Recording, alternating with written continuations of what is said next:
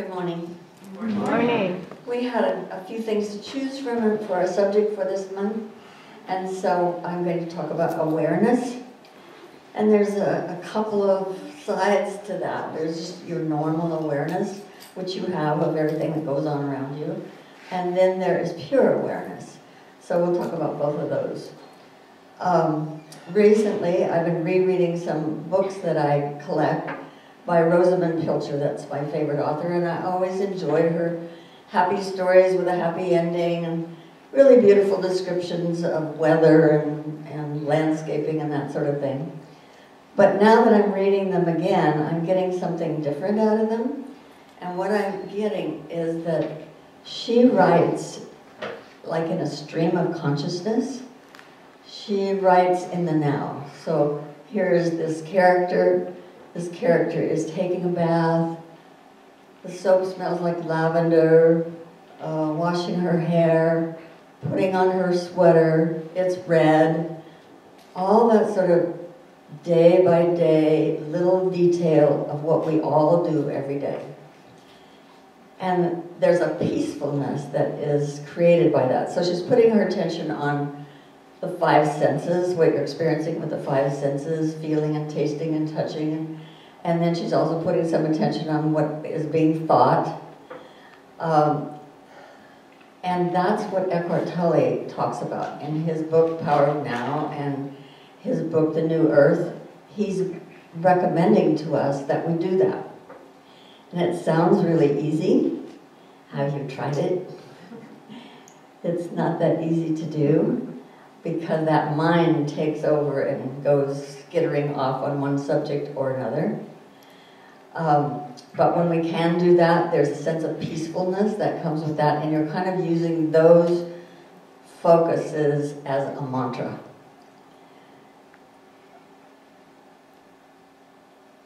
So where we put our attention is the subject of that normal awareness. And that reminds me of a little thing that happened to me this past week.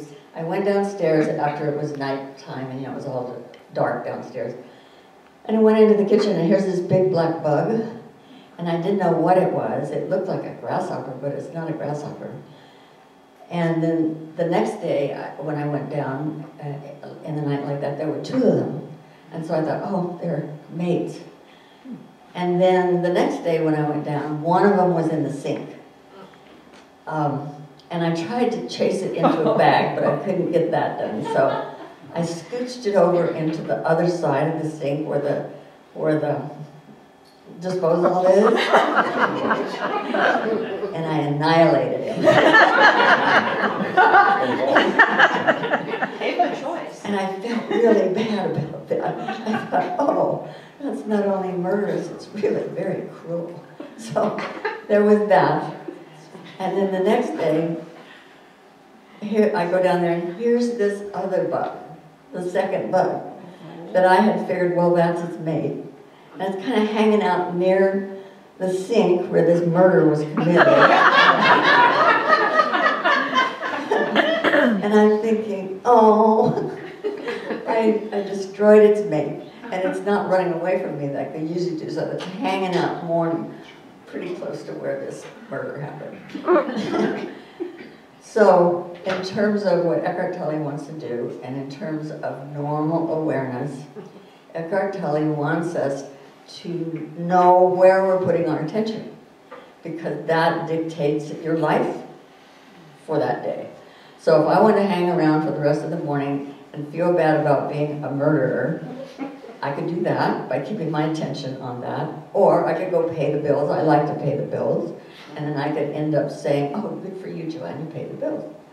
So where we put our attention will be our experience for that day. We create our life by where we put our attention. The subconscious mind has all power and all information in it. But it's like a hypnotized person. It just does what it's told. So that's a pretty impressive ally for us to have. And doing what it's told reminds me of that I went to dinner with my brother who came into town for a class reunion, and he has now retired from his really very wonderful career. And I said, well, what are you doing? He says, I'm doing what I'm told. Now that's a happy marriage. And that's what the subconscious mind does. It's like a hypnotized person doing what it's told.